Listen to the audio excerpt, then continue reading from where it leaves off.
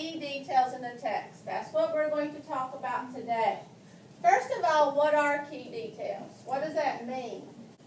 Monica? Important details. Very good. So we need to look for important details when we're reading. Okay, so we're going to learn a strategy that can help us do that. It is called close reading. Okay, so when you think of close reading, that's when you're looking at the text very carefully. Okay, so I put little magnifying glasses here to help us remember. So when you have a magnifying glass, what do you do? What do you use a magnifier for? We used it in science. John Price? To look at small objects closely. Very good. So you look at small objects closely. So we can look at a small part of the text up close, okay, and look for the details. So it's reading that is careful and purposeful. We have a purpose. We're looking for the details like a detective.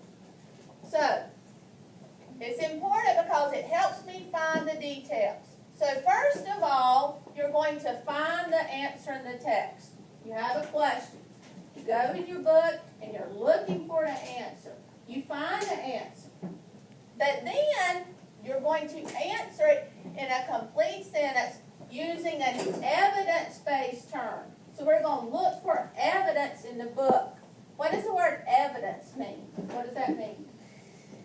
Pasquale? Prove. Very good. So we're going to prove our answers.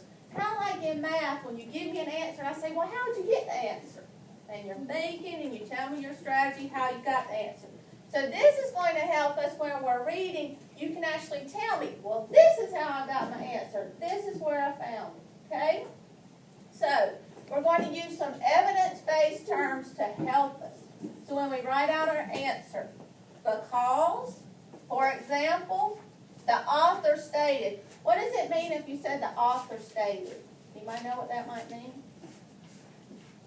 Mason? Like the author said?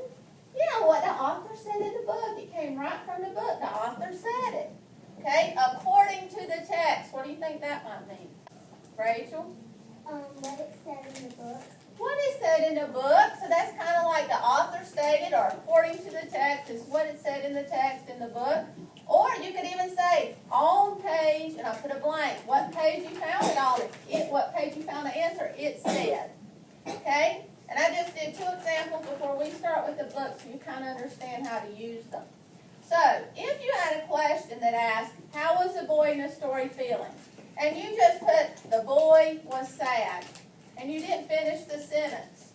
But that doesn't tell me how you knew the boy was sad, does it? But if you looked in your book and found proof, you could prove to me he was sad. This is just an example. The boy was sad because his dog ran away. So I've got because, circle, because that's our evidence, our term to use to show our evidence. So the boy was sad because his dog ran away. And I underline that because that would be my evidence. Does that prove why the boy was sad? Yes. Yes. Okay? Now, let's look at the next one. Henry loves whales. So if you had a question that said, how does Henry feel about whales? And you just answered it and you told me, Henry loves whales. But does that tell me how you knew that? No. And I know oftentimes a lot of you have got the strategy. You'll go back and even underline where you found the answer. But I don't always have that when I'm checking your work, right? So I don't always know you did that. But if you go ahead and finish it and make it a complete sentence with your evidence, then I know exactly what you're trying to tell me. Okay? Henry loves whales. For example, he often reads books about them. So if you had a book and a boy read a lot about whales in it, then that could be your proof that he loved the whales. Okay? So that's just another example. So this is a book we've read before, Fireflies. And we just read it. We just really didn't talk much about it. We talked about who the characters were. We talked a little bit about what was happening in the story, but we really didn't talk about the details. We really didn't read it carefully. So let's go back, and I just chose one part to start out with, okay? And this is the question we're going to look for. What does the boy want to do? So that's what you're thinking about. I forked the meat and corn and potatoes into my mouth. Please may I go out? The fireflies. Mama smiled and Dad nodded. Go ahead, they said. Okay? So let's just look at this part.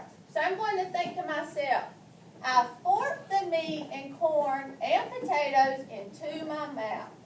So I'm thinking, what does fork mean? He forked the meat and potatoes into my mouth. How is he eating? Maya? Stuffing it all in his mouth. Yes, like you have a fork and you're just cramming it in your mouth. You're trying to hurry up and eat. So I forked the meat, corn, and potatoes in my mouth. Please may I go out? Fireflies. So you can see here, he's asking to go outside. And then he says fireflies. So then I would think, well, wonder why he wants to go outside. Why do you think he wants to go outside? Drew? Okay, so he's wanting to go out. So he's eating fast. He wants to go see the fireflies. Mama smiled and Daddy nodded. Go ahead, they said. Okay? So now we're reading it carefully. We're thinking about each sentence and what's happening in the story. Okay, so from this, what does the boy want to do? So what can we come up with? What do we think the boy wants to do? So I'm going to stop and think about. I know he was eating quickly. I know he asked to go outside, and right after that he said fireflies. Okay? So I can put all that together, all the details, and I can say, I think the boy wants to do what? Nigel? Okay? So I could say, the boy wants to hurry up and eat to go outside and see the fireflies. Okay? But then we've got to put our evidence with it. So let's put that part first. Okay? The boy wants to go outside and watch the fireflies. Am I finished? No. Why am I not finished, Jeremiah? Because you have to put the evidence. Very good. I need to put my evidence. So I need to use an evidence-based term to help me. Okay? So I can say the boy wants to go outside and watch the fireflies. How did I know that? Shaylee? Because he hurried up and ate his food fast. Okay, so we know he hurried up and ate his food fast. Okay, so that's important. So we know the author said he ate his food, he forked his meat, corn and potatoes in his mouth. What else do we know? Jeremiah? That he asked to go outside to see the fireflies. Okay, he said, please may I go out? The fireflies. Okay? So how do we want to start this off? John Moss? On page. Okay, we could say on page. This book doesn't have page numbers. No. So we could say, what about according to the text? Okay? So according to the text, we want to put the first one.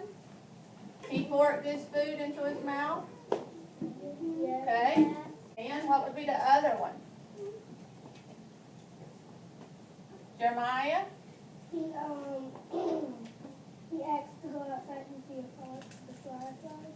He said, may I go out? The fireflies. Okay. So if we go back and look at it, according to the text, do we have an evidence-based term? Will that work? Will it work, Jeremiah? Yes. Yes. Okay. Did we prove our answer?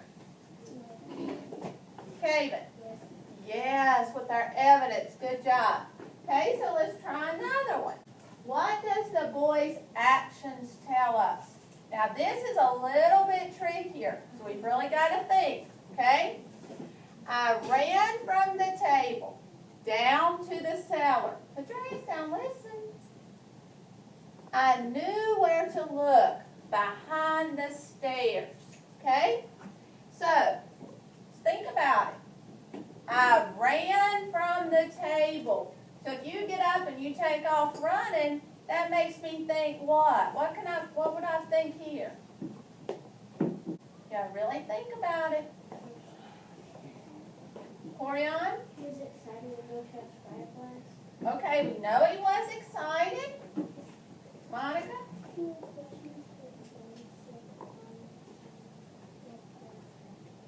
So he was rushing to go get the jar. Okay, but if you get up and run, do you take off running if you know where you're going or if you're not sure where you're going? Where would you take off running?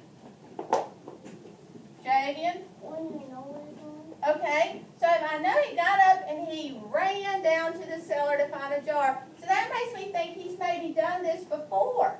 I ran from the table down to the cellar to find a jar. I knew where to look behind the stairs. So, what could his actions tell us? What do you think? Remember, we're really thinking about these details, his actions.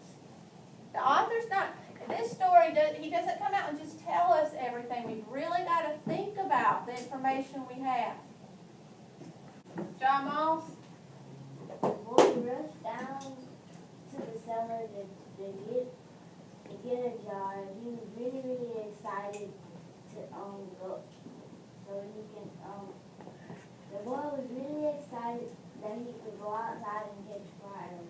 So how did the boy know where to look for the jar? How did he know to go down there? How did he know where to look? Rachel, what do you think? Because he's done it before. Very good! Good! Very good. Okay, this is a perfect example of what I'm trying to tell you. You've really got to put it all together and think about every little detail. Because you know, the first time I read that, I didn't think about that. But once I went back and I started reading the pages carefully, I thought, there's a lot more to this story, a lot more to author saying. He's not coming out and saying it, but he's given me enough details where I can put it all together and know it. So I really don't think this was probably his first time. So, what does the boy's actions tell us? It tells us, what did you say, Rachel? That he's done it before. Okay, so the boy's probably caught fireflies before, right? Are we finished? No. The boy has caught fireflies before. What else do we need to do? Holland. We need to add a detail. Very good. So what are these details called? What is it called when we add it here? We said our detail from the story would be our what? Very good. Our evidence. Good job. Okay. So first of all, let's see. What is our evidence? Mason?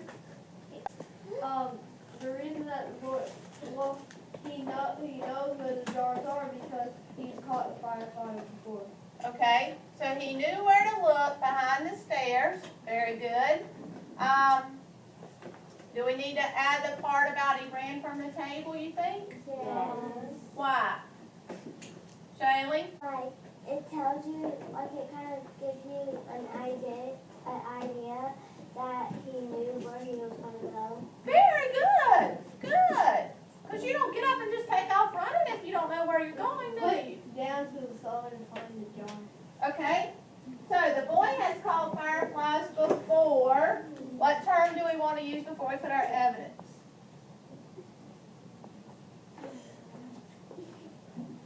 Pasquale? Well, we may need a comma, but which word do we want to use? How about this one? Use this one? Okay, we can use because. The boy has caught fireflies before. Because we could say he ran from the table and he knew where to look. Okay, the boy has caught fireflies before because he ran from the table and he knew where to look for the jar.